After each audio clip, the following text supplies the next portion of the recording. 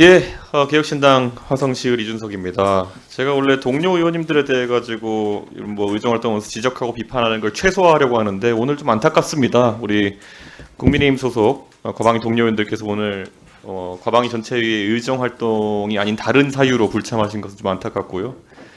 이게 직무가 정진된 대통령을 만나러 가는 것이 공무라고 보기는 어려울 것 같습니다. 그래서 정치가 아니라 이건 반정치이고 이 불행한 사태가 발생한 원인을 찾고 없애는 것이 국회의원들이 지금 매진해야 될 일이 아닌가 하는데 좀 걱정입니다.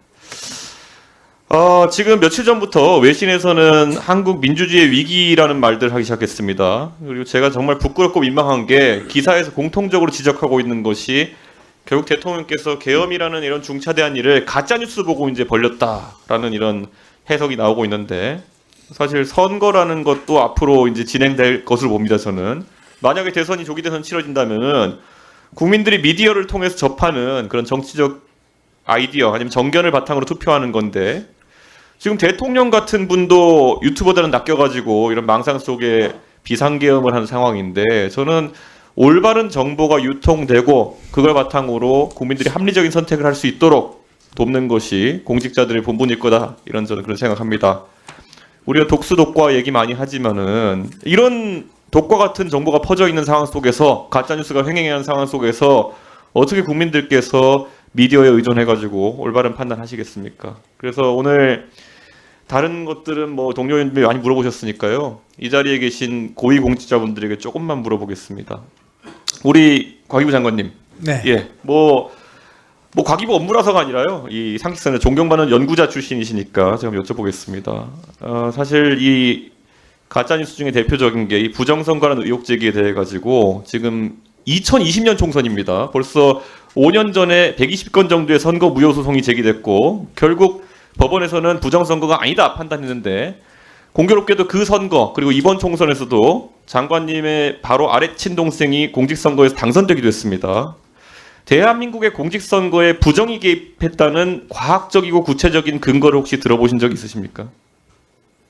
네, 일부에서는 또 그런 주장을 하는 것도 들어본 적이 있습니다. 근데 뭐 주장이야 다 할 수 있다고 좀 봅니다. 그런데 아무래도 그런 주장을 읽어보셨을 때 통계적으로나 과학적으로나 아니면 절차적으로 근거가 있다는 판단이 드시는 주장이 있었습니까? 뭐 어떤 통계 학자는 아주 유명한 분인데 또 그런 주장을 하신 것을 제가 한번 들어본 적은 있습니다. 예, 저는 이런 주장에 대해 가지고 정말 공직자들부터 대한민국 선거 시스템, 국가 운영되는 시스템에 대해서 신뢰를 보여주지 않으시면은 국민들의 불안이 더 커질 것이다 이렇게 봅니다. 우리가 통계를 보고 의심할 수도 있지만은 공직자라면은 공직자들이 어떻게 일을 처리하는지 그런 방식들을 알고 있다면은 불가능한 일이다라는 것을 오히려 국민들에게 정치적 유불리와 관계없이 힘을 주어 얘기할 때 이런 의혹이 근절된다 이렇게 생각합니다. 그럼 장관님 말고요. 그럼 우리 차관님들 한번 여쭤보겠습니다. 예, 다들 여러 정권을 거쳐가지고 정권과 관계없이 이 자리까지 올려오셨을 때고 고위 공무원으로서 이창윤 차관님 혹시 부정선거가 있었다는 것에 대한 근거를 들어보신 적 있습니까? 개인적으로 근거에 대한 말씀은 들어본 적은 없습니다. 그리고 예. 저는 개인적으로는 공무원을 비롯한 전체 우리나라의 시민 의식이 투명해졌다라는 부분에 있어서는 사실 확실하게 생각을 하고 있습니다. 예, 혹시 강도현 차관님 생각 어떠십니까? 동일합니다. 예. 유광준 본부장님은요? 예, 저도 마찬가지입니다. 우리 조성훈 차장님 역시 뭐 감사원에도 계셨으니까요. 이런 걸 봤을 때 감사나 이런 거 하면은 근거에 맞는 제보가 들어오고 하면 감사원이 다 살펴보죠. 네, 그렇습니다. 근데 지금 이렇게 법원에서도 이렇게 판단하고 감사도 여러 번 신청된 걸 알고 있는데 아직까지 국가기관에서 공직선거에 부정이 개입됐다는 결론을 내린 바가 없습니다. 그럼 국민들이 믿어도 되는 겁니까 이런 결론을?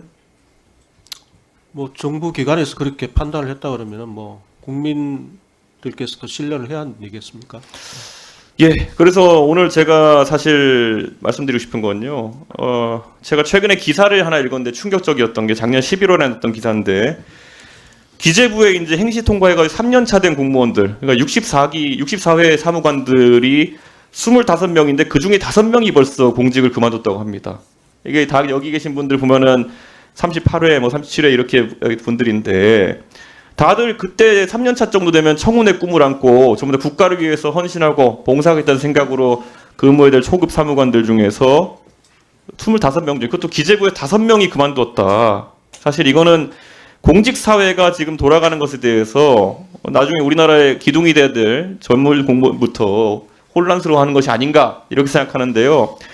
저도 젊은 그런 사무관이나 이런 공무원들과 얘기해 보면요 그런 말 하더라고요. 의원님 요즘 국회 가서 활동해 보셔 아시겠지만은 선배 공무원들이 가셔가지고 뭐 하실 말씀 다 못 하시고 정치인한테 혼나고 대통령한테는 또 할 말 했다가 또 역으로 공격당하고 이런 걸 보면서 저희가 청문회 꿈이라는 것을 계속 가져가야겠습니까라고 저한테 오히려 반문하더라고요. 물론 저희 정치인도 반성해야 할 부분이 있다면 하겠지만은 저는 그 지금 초급 사무관이나 이런 분들에게는 아마 지금 다 차관급에 올라오신 분들 이 대선배일 거고 어쩌면은 저분들처럼 돼야겠다는 생각으로 지금까지 열심히 근무했을 텐데요. 요즘은 좀 다른 생각들 하고 있는 것 같습니다. 그래서 이런 국가적 의혹이나 이런 거에 대처하는 데 있어서도요.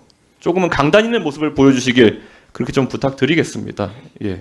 이거는 제가 진짜 부탁드리는 겁니다. 왜냐하면 지금 이 대한민국 혼란이라고 하는 건요. 각자의 위치에서 각자 역할을 해야 되는 것인데요.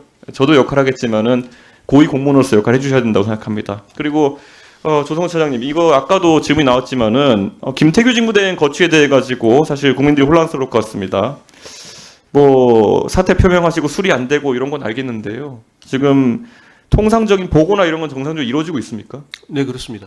그리고 지금 이제 그 의료적인 상황이 일시적인 거라고 저희가 이해하면 되겠습니까? 예, 그렇습니다. 그런데 헌재에서 이제 선입선출 원칙을 적용하는 게 아니라 탄핵 심판 먼저 하겠다고 이제 하면서 대통령 탄핵 먼저 하겠다고 하면서 이진숙 방통위원장은 사실상 복귀 불가능해졌다 이렇게 보는 게 맞습니까?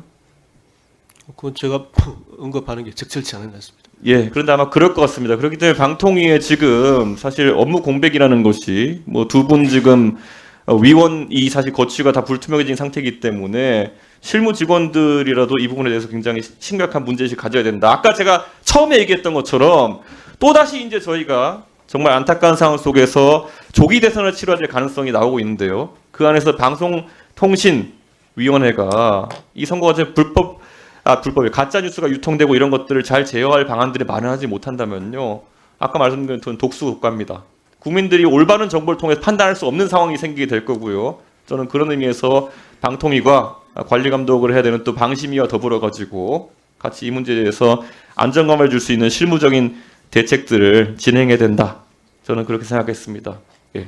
그리고 방심위는 뭐 제가 또 한 번 말씀드리지만은 윤석열 대통령에 대한 윤석열 대통령이 내놓은 무수한 가짜 뉴스에 대해 가지고 빨리 신속 심의해 주십시오. 예. 조인철 위원님 질의하십시오.